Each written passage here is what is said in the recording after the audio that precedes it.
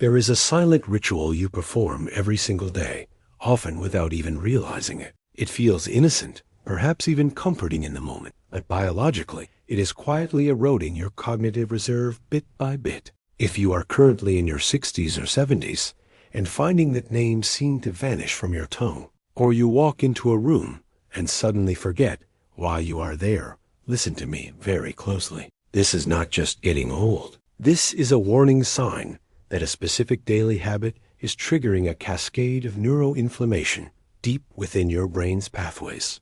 And the most dangerous part of all, you might actually think you are being healthy while your mind is silently paying a heavy price. Hello, I am Dr. Kenji Sato. Welcome to the Senior Wellness Center. I have dedicated my entire career to the practice of integrative medicine and the rigorous science of longevity. I have a single, unwavering mission to help you reclaim your mental clarity and vitality through evidence-based science and powerful natural habits. We often accept cognitive decline as an inevitable fate, but today, we will uncover the truth about brain aging and show you exactly how you can take control of your mind again. I remember meeting Mr. Tanaka, a retired engineer of 68. He sat in my office with a proud smile and told me, "Dr. Sato, I worked on my feet for 40 years. Now, I have earned the right to sit." He spent his days reading the newspaper and watching documentaries, convinced he was resting. But Mr. Tanaka had a complaint. He wasn't in pain, but he felt a strange cloudiness in his mind. He would read a paragraph and immediately forget it. He felt slow, as if his thoughts were moving through molasses. He called it normal aging. I call it the chair trap. You see, when we spend long periods without moving, specifically more than 30 minutes, our physiology changes. It is not just about muscles. It is about hemodynamics. Blood flow to the brain decreases significantly. Imagine your brain as a bustling city. The blood vessels are the highways delivering fuel, oxygen, and glucose to your neurons. When you sit for hours, it is as if you have stopped the traffic. The city goes dark. Nutrients stop arriving, and waste products begin to accumulate. This stagnation triggers the microglia, your brain's immune cells, to become hyperactive. Instead of cleaning, they begin to release inflammatory signals. You don't feel this as a headache. You feel it as that brain fog Mr. Tanaka described. It is silent inflammation. The antidote is surprisingly simple, and it does not require a gym membership. I prescribed Mr. Tanaka the 30-minute rule. The instruction is absolute. Every 30 minutes, you must stand up. Walk to the kitchen for a glass of water. Stretch your arms to the ceiling. March in place during a commercial break. This simple act of fighting gravity restarts your cerebral blood flow, flushing out toxins and reoxygenating those dormant neurons. However, the hardest part of this habit is remembering to do it and tracking your consistency. We often overestimate how much we move and underestimate how long we have been sitting. You don't need complicated smartwatches with tiny screens and confusing apps to solve this. In fact, technology often adds more stress than it resolves. You just need to know if you are hitting your movement targets. To give Mr. Tanaka a sense of control without the frustration, I recommended a simple tool. It is a basic, non-Bluetooth 3D pedometer. It does one thing, and it does it perfectly. It tells you the truth about your activity. It helps you treat your movement like a prescription, precise and non-negotiable. If you want to start measuring your vitality today, I've put a link to a simple tool I trust in the first pinned comment below. Many of my patients come to me with a dangerous misconception. I remember Mrs. Silva, a vibrant woman of 72. She told me with great pride, "Dr. Sato, I only need 5 hours of sleep. It gives me more time to live." She thought she was winning at life, but biologically, she was losing. She complained that her memory was full, that she couldn't learn new things. She thought it was age. In reality, she was denying her brain its most critical biological function, the night shift. There is a hidden system in your brain called the glymphatic system. Think of it as your brain's dedicated nighttime cleaning crew. During the day, your brain cells produce metabolic waste, including proteins like beta amyloid, the same sticky plaque associated with Alzheimer's disease. This cleaning crew only comes out to work when you are in deep, restorative sleep. They literally shrink your brain cells to flush out these toxins with spinal fluid. If you sleep only 5 or 6 hours, you cut their shift short. The trash piles up. The result is inflammation and memory loss. I know what many of you are thinking right now. Dr. Sato, I want to sleep, but I can't. I stare at the ceiling. Insomnia is not a failure of will. It is a nervous system that has forgotten how to deactivate. You cannot force sleep, but you can invite it. I taught Mrs. Silva the 4-7-8 breathing technique, a powerful way to signal safety to your vagus nerve. It is simple. Inhale quietly through your nose for 4 seconds. Hold your breath for 7 seconds. Then, exhale completely through your mouth, making a whoosh sound for 8 seconds. Repeat this cycle 4 times before bed. It acts as a natural tranquilizer for your nervous system, lowering cortisol and preparing your body for that crucial deep cleaning phase. But there is another modern thief of sleep we must address: light. Your brain needs darkness to produce melatonin, the hormone that signals the cleaning crew to start. The blue light from your TV, tablet, or phone tells your brain it is noon, not midnight. I understand that sometimes you just need to watch a show to unwind. I am not asking you to live in a cave. But if you must use screens after sunset, you have to shield your brain from that false daylight signal. If you must watch TV at night to relax, protect your melatonin. Amber blue light blocking glasses are a simple, non-invasive tool that filters out the stimulating spectrum of light, allowing your brain to wind down naturally. It is a small investment for protecting your brain's nightly detox. I have included a link to the specific type of glasses that effectively block this spectrum in the first pinned comment below. Now, let's talk about a ritual that feels like a hug in a mug, but can become a deceptive trap. For many, that morning cup of coffee is non-negotiable. It starts as a pleasure, a moment of quiet reflection. But often, it becomes a necessity, a chemical crutch to drag us through the day. We often believe caffeine gives us energy. This is a biological lie. Caffeine does not create energy.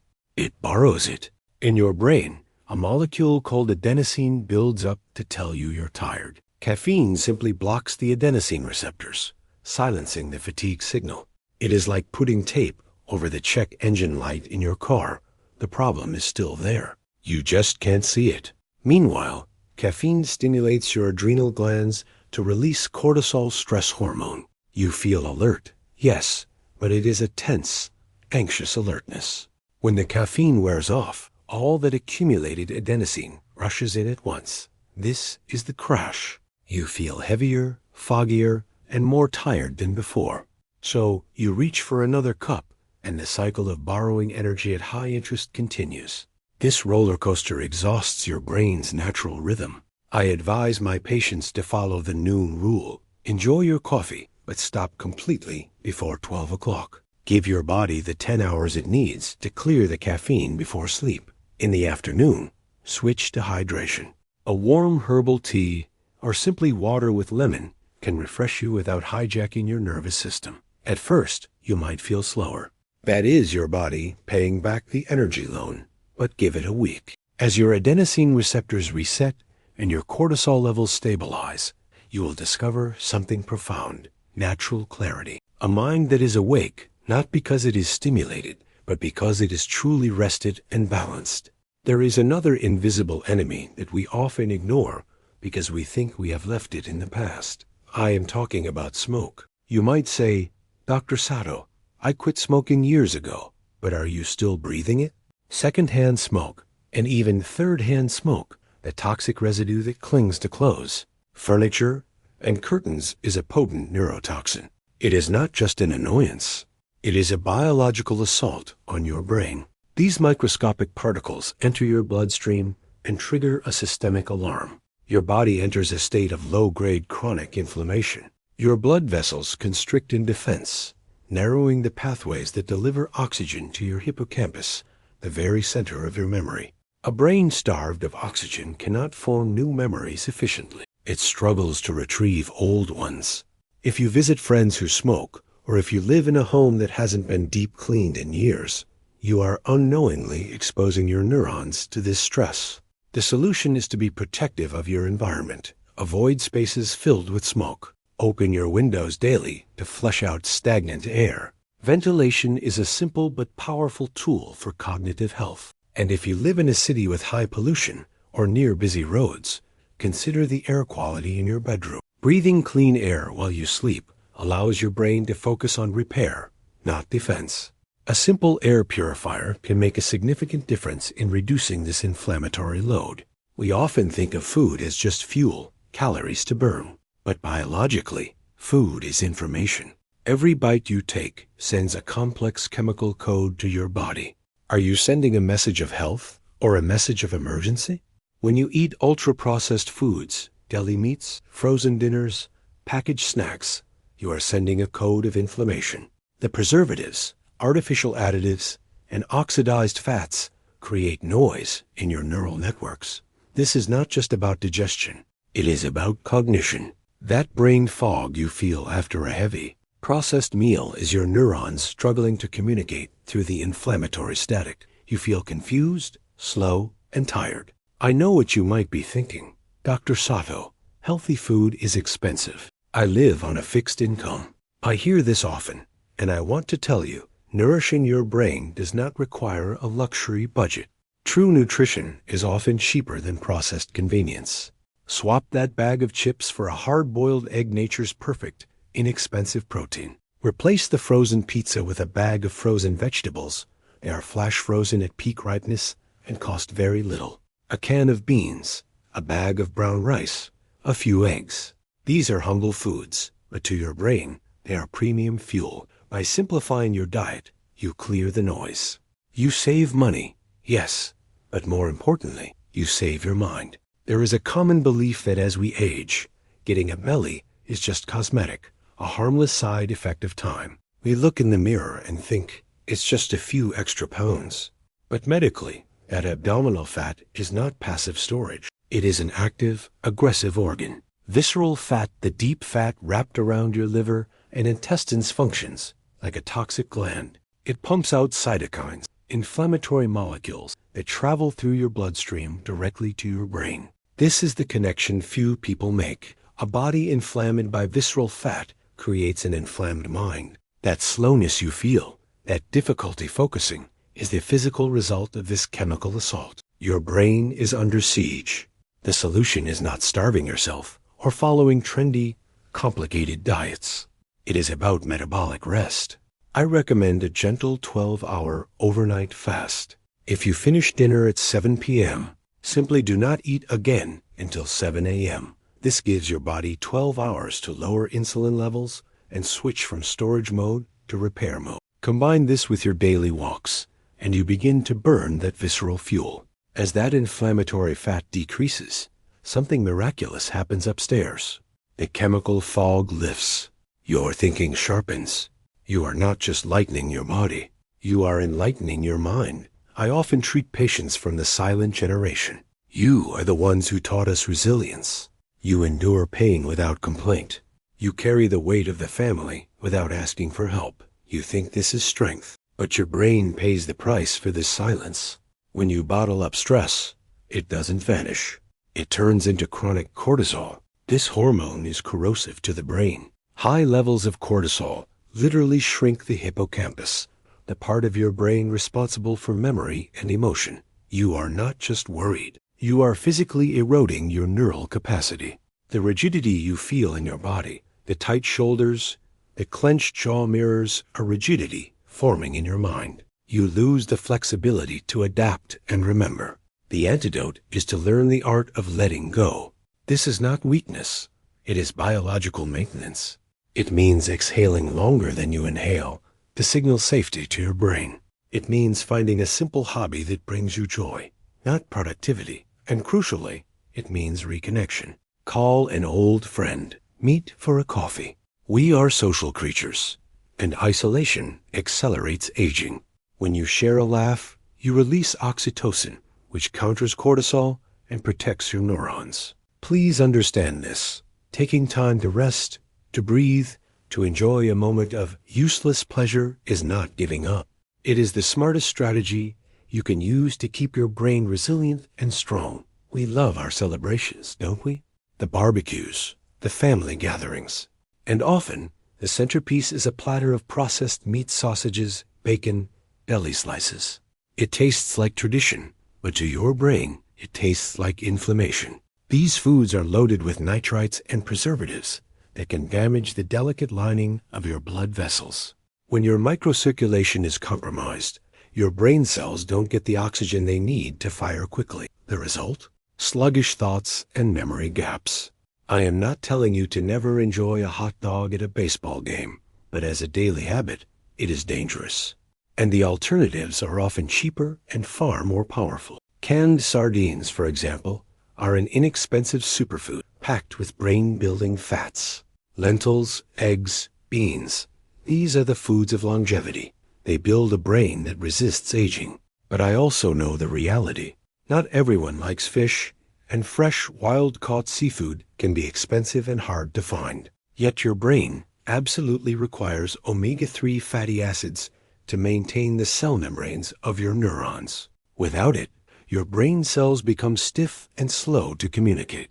It is a non-negotiable nutrient. To ensure your brain gets the anti-inflammatory shield it needs daily, even if you don't eat fish, supplementation can be a smart strategy. You need a source that is pure and potent, without the heavy metals often found in cheap fish. I have researched and selected a high-quality omega-3 fish oil that meets rigorous purity standards.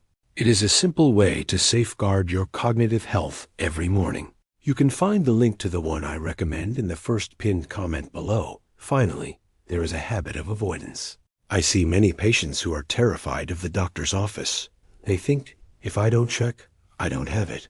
They fear a diagnosis of dementia so much that they ignore the very things that could prevent it. But here is the liberating truth. Many symptoms of cognitive decline are reversible. That brain fog? It could be a vitamin B12 deficiency. That confusion? A thyroid imbalance. That forgetfulness? Often, it is simply untreated hearing loss. When you cannot hear or see well, your brain has to work overtime just to process the world. It burns so much energy decoding muffled sounds or blurry images that it has none left for memory. It is exhausting. A simple checkup is not a judgment. It is a calibration. Getting hearing aids or new glasses can instantly upgrade your brain's performance. Treating a vitamin deficiency can wake up a dormant mind. Please, do not let fear rob you of your future. Going to the doctor is not an admission of weakness. It is an act of courage and wisdom. It is taking ownership of the machine that is you. Remember, your brain is not set in stone. It is plastic, malleable, and incredibly responsive. It is never too late to start sending it the right signals. Whether you are 60, 70, or 80, your mind is ready to heal. Start small, stand up more, sleep deeper, breathe cleaner air, eat simpler food, and most importantly, be kind to yourself. You are not losing your mind. You are just learning how to care for it better. To help you on this journey, I have curated a list of the tools we discussed today: the simple pedometer, the blue light glasses, and the high-quality omega-3 South. You can find links to all of them in the first pinned comment below this video. And if you enjoyed this content and want to continue your journey to a healthier life, check out the videos appearing on your screen now. I'm sure they'll help you immensely. Click on one of them, and I'll see you there.